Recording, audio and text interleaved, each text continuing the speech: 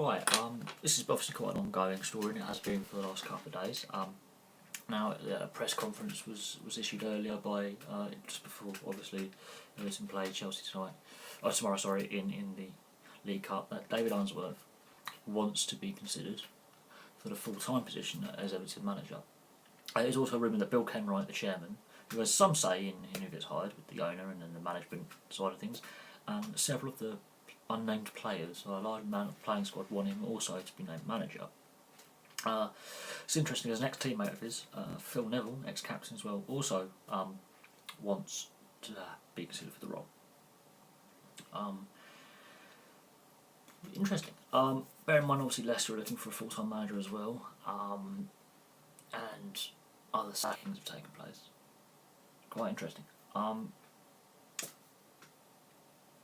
I don't see a problem with him being offered the role, but he's got several games. He's got at least the League Cup and against Chelsea tomorrow night, and the Premier League match against Leicester. So he's got these 2 games where he can work with the players. Maybe a bit longer. If you watch his press conference, it's on the internet. It's on BBC and Sky News, so it's in the public domain. And he said it'd be a great honour to manage the club full time. It's a club that can go places, and he's given quite a positive interview. And he uses the word win, and we can win like 16, 17 times. He really does emphasise the fact that he wants the players to go out there and express themselves, show them show them what they're made of, and progress with the club.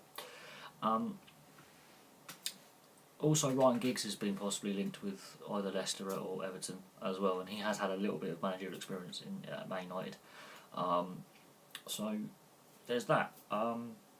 Phil Neville's got his coaching badges. Giggs has got his coaching badges. Obviously, David Unsworth has got his coaching badge as well. He does coaching on 23s, and he's been very successful with the youth setup at Everton. So going forward, he looks quite a decent fit for the job. He knows the club. He's been there as a player, as a coach, so he knows what the fans expect and what the club's ethos is all about, and where he wants to go with this group of players. But the problem that any manager coming in is he's got 2 months to a transfer window. So if some of these players really are either not fit enough or don't want to be there, he's got 2 months to carry dead weight, and he can't get anyone else in. Unless he promotes someone from the youth setup, which he's very likely to do. He's probably going to give a lot of youth players a chance because he's worked with them and get them in the regular first team foot, which is what a lot of club supporters, teams and fans across the country are crying out for, is their youth players to be included. The fact that Bill Kenwright is positive about this and obviously wants him involved is good. But names like Phil Neville, another ex-player, I am going to stress this. Club legends don't always make managerial legends at the club they used to play for. They do work. If you look at a Cruyff or a Koeman at Barcelona, they do occasionally come back and do really well in management. The De Boer twins at Ajax with Dennis Bergkamp, they were cult heroes at Ajax before they moved on to other clubs, and they went on to be part of the coaching setup there and did really well.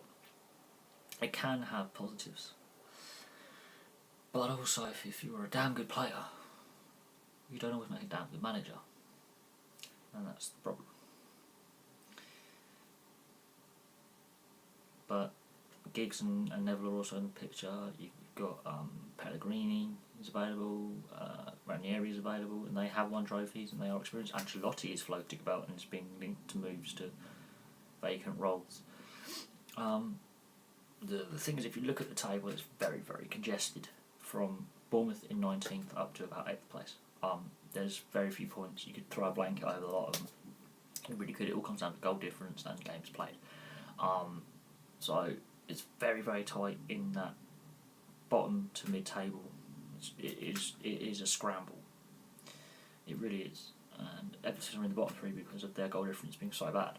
Stoke are not much better. And then you've got Swansea, all on 8 points. Bournemouth are on 7 points. One win can completely change the look of the bottom half of the table completely. And bear in mind, Everton have got to go to Leicester and play Leicester on the weekend, and they're also in a similar position where they've just sacked their manager, albeit a week before. So they've had an extra week with Appleton, and they've got a League Cup game tonight, which means when it comes to Saturday's game, Appleton's has already been with the club as an assistant, so he already knows this group of players. So he's worked with the group of players for a long time, and Unsworth is coming in from the youth setup straight into the first team. Now he will have not trained with all the players, he won't know all the ins and outs of the first team squad. That means Everton's got a head start. So Saturday is going to be probably the more crucial game. I think the League Cup is the least of Everton's worries right now. I think they've got to focus on their league form. And the European form as well, they need to improve that a little bit for the TV revenue side of things and the ticket gates as well. And then you've got the FA Cup coming up later on in the year, in the season. And these are silverware that Everton should try and aim for. They've got to an FA Cup final under David Moyes a few years back, and they came very, very close to winning that trophy. So in the big picture scheme of things, they should be trying to, do as well as can. Anyway, please like and subscribe, please comment below.